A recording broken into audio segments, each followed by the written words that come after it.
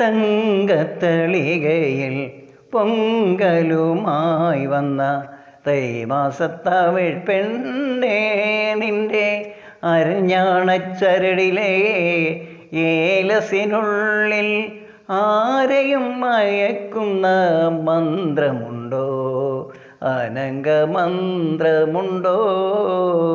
തങ്കത്തളികയിൽ പൊങ്കലുമായി വന്ന തൈമാസത്തമിഴ് പെണ്ണേ, മുങ്ങിപ്പിഴിയാത്ത ചേലയും ചുറ്റി നീ മുടിയുലമ്പിക്കൊണ്ടു നിന്നപ്പോഴിന്ന് മുഖമൊന്നുയർത്താതെ മുങ്ങുമ്പോൾ പത്മതീർത്ഥത്തിലെ പാതി വിരിഞ്ഞൊരു പവിഴത്താമരയായിരുന്നു. കടവിൽ വന്നൊരു നുള്ളു തരാൻ ഞാൻ ആഗ്രഹിച്ചു.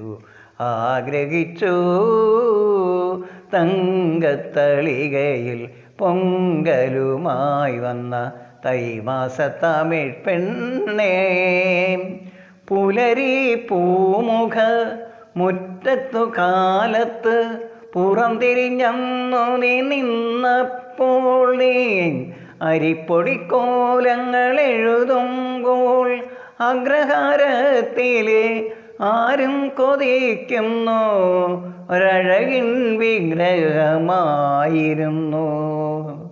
അരികിൽ വന്നൊരു പൊട്ടുകുത്താൻ ഞാൻ ആഗ്രഹിച്ചു.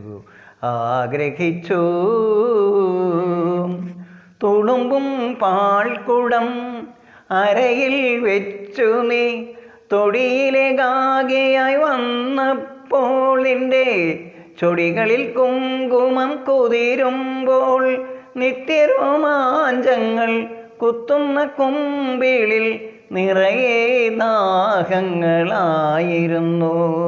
ഒരു പൂണൂലായി പറ്റിക്കിടക്കാൻ ഞാൻ ആഗ്രഹിച്ചു. തങ്കത്തളികയിൽ പൊങ്കലുമായി വന്ന തൈമാസത്തമിഴ് പെണ്ണേ.